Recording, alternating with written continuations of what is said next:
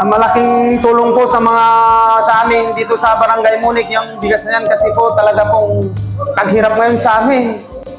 Papasalamat po ako kay Gobernur. Umalik po, maraming salamat po sa bigas na bigay nyo sa aming barangay. Malaking tulong po ito sa amin. Ay, may pangsaing na po kami.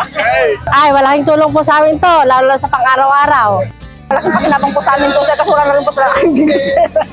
Maraming salamat po kay Sir Umali sa binigay na sa amin na pangkabuhayan na bigas. Maraming salamat po, Sir, sa po ang suportahan nyo sa amin.